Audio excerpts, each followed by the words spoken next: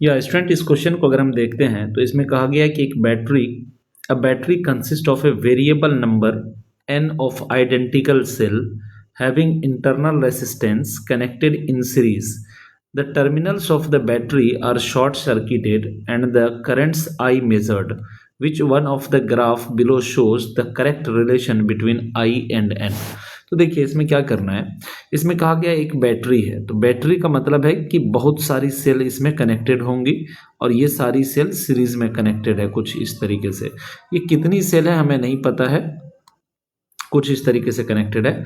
और कह रहा है कि बैटरी के दोनों टर्मिनल को शॉर्ट सर्किट यानी कुछ यूं कनेक्ट कर दिया गया है, मतलब एक्सटर्नल रेजिस्टेंस कुछ भी नहीं है.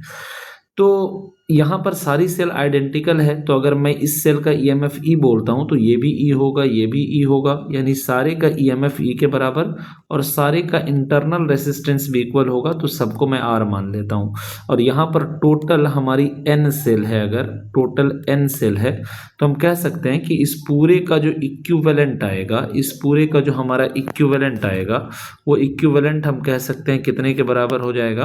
तो हम कह सकते हैं कि ई इक्विवेलेंट हमारा हो जाएगा n इंटू ई के बराबर और r इक्विवेलेंट हमारा हो जाएगा n इंटू स्मॉल r के बराबर. यानी इस पूरे नेटवर्क को अगर हम चाहें तो एक सेल से और एक इंटरनल रेसिस्टेंस में कन्वर्ट कर सकते हैं. इसका इक्विवेलेंट हो जाएगा Ne और रेसिस्टेंस का Nr.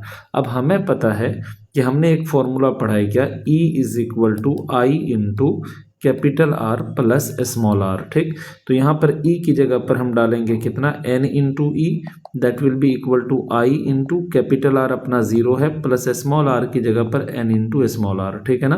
तो यहाँ से बेसिकली हम कह सकते हैं n into E is equal to I into n into small are.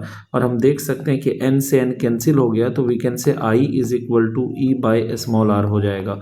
तो बेसिकली हम कह सकते हैं कि हमारे नंबर ऑफ सेल्स पे ये डिपेंड नहीं करता है, यानी इस हिसाब से हमारा number of cell whatever कुछ भी हो जाए, करंट हमारा कांस्टेंट रहेगा.